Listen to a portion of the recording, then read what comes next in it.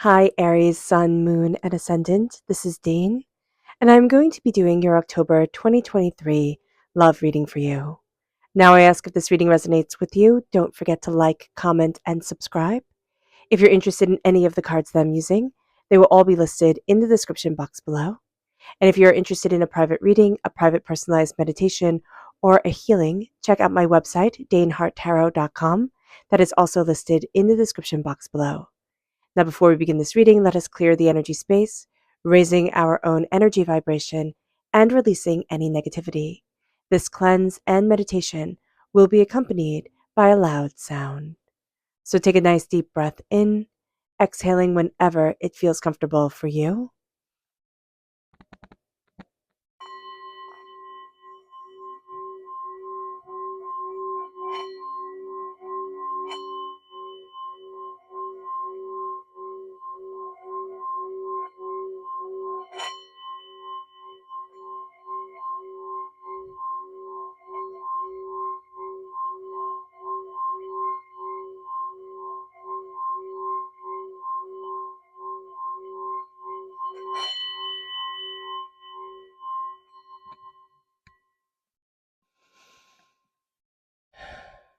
Releasing all negativity from the body like storm clouds, letting yourself feel calm, centered, and at peace as we enter into this safe and loving space.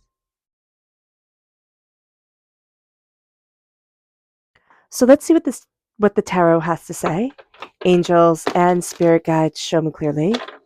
Guide this reading and show me clearly, angels and spirit guides, angels. And spirit guides, show me clearly.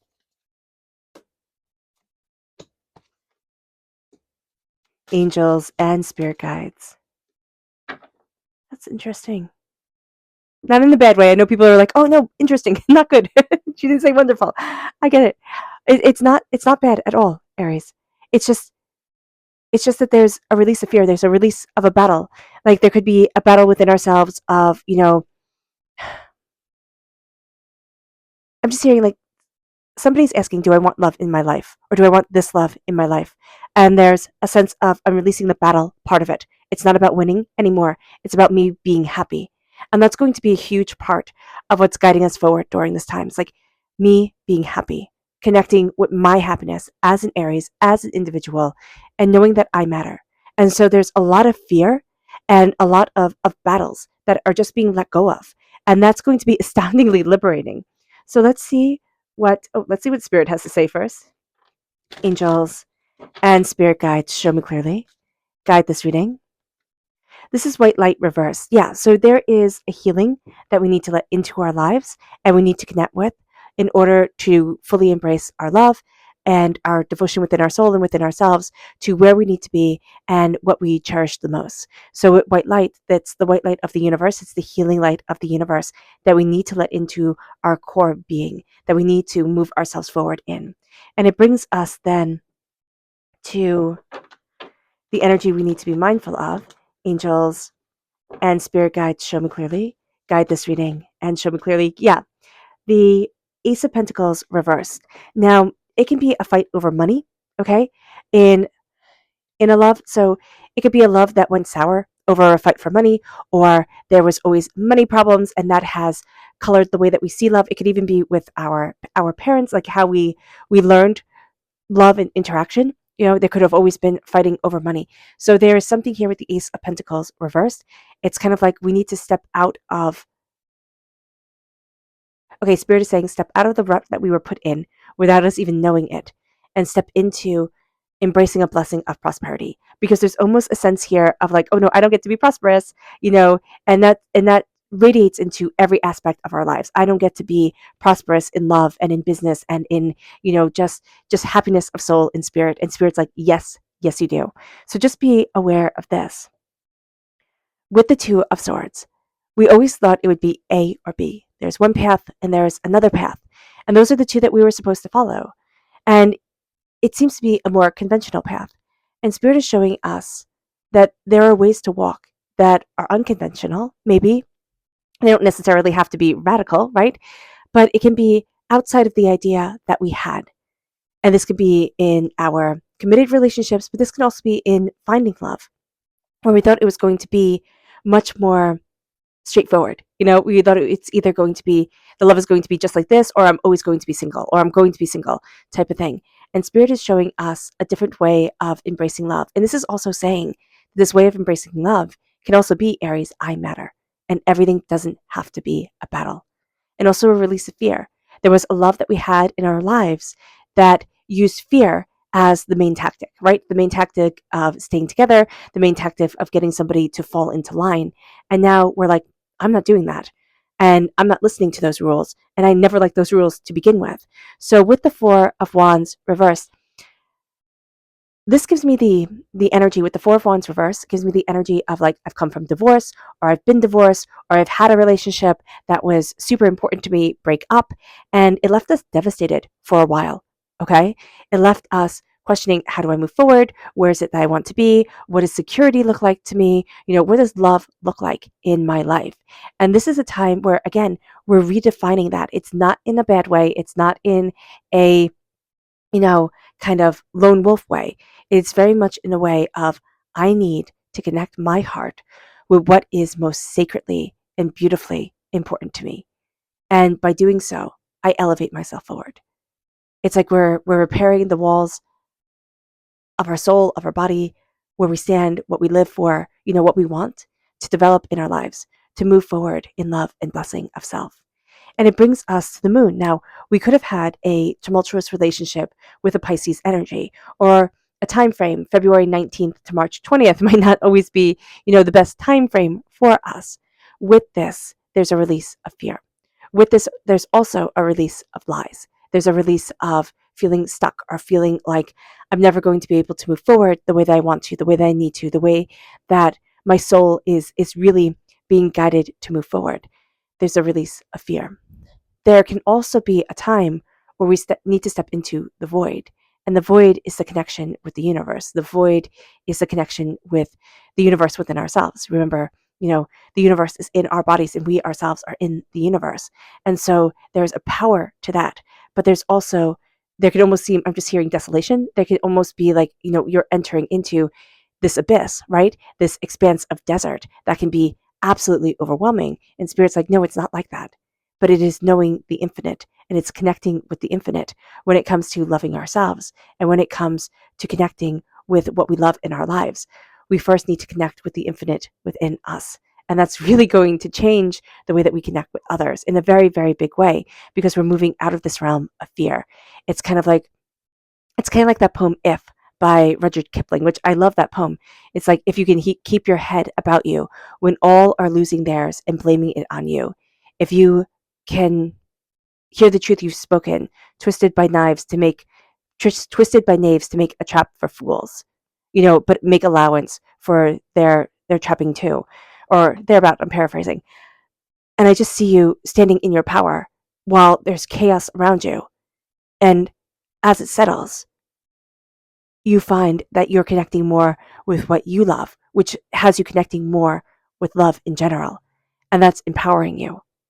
So whether you're in a relationship, whether you're looking for a relationship, it doesn't really matter. What matters is connecting with the deep desire of your soul and of yourself. And that's going to be transforming the way that you're connecting with love, and the way that you're letting love into your life. And it brings us to the Seven of Wands, because we kind of always thought love was going to be a battle, or is a battle, especially with our Aries energy, the god of war. We're very good at battles, but we're very tired of them. And so the Seven of Wands is like, I'm done with this. I'm done with the endless battles.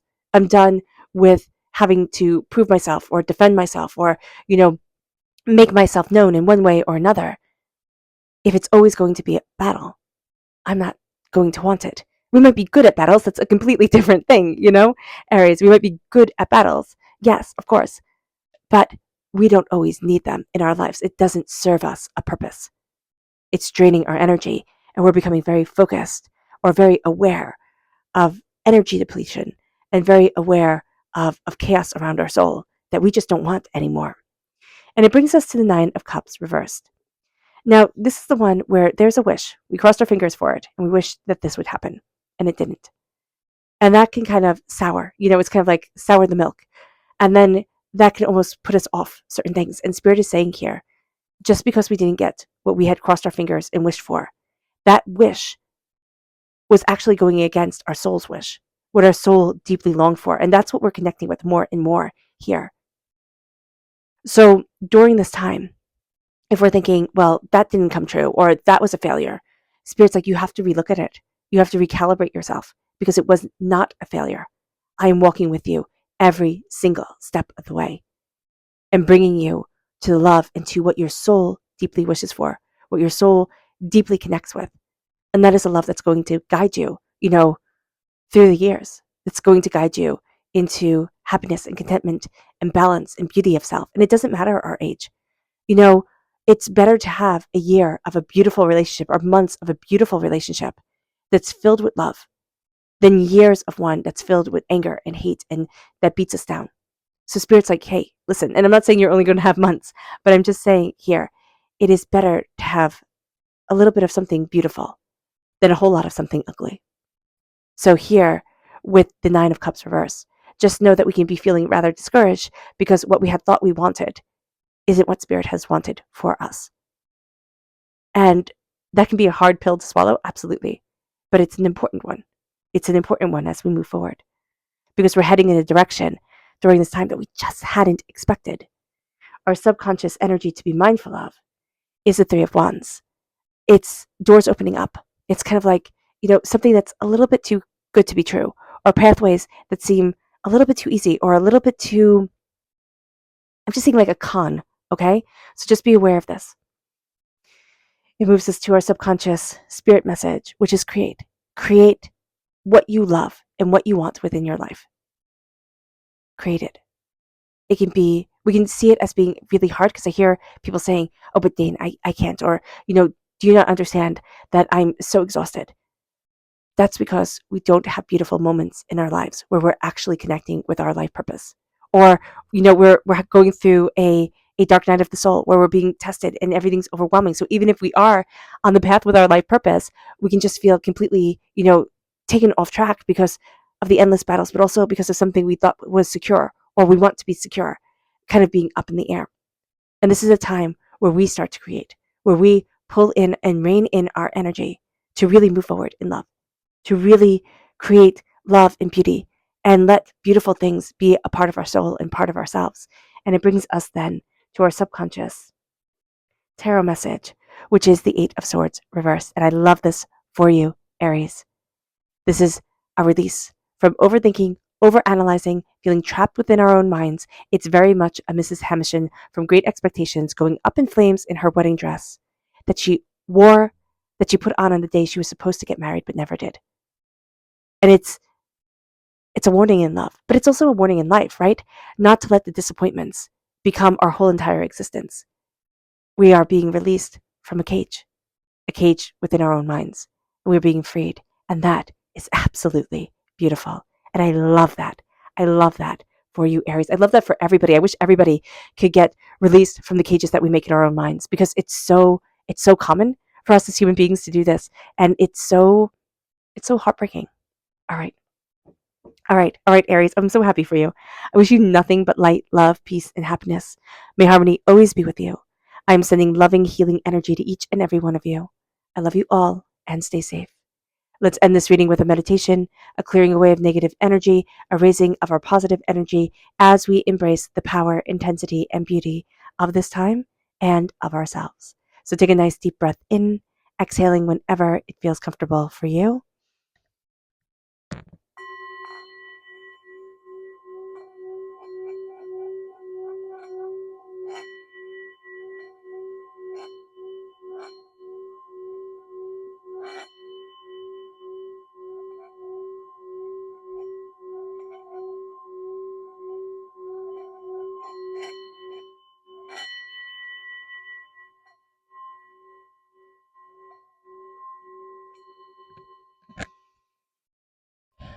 May you move forward in peace and in harmony, Aries.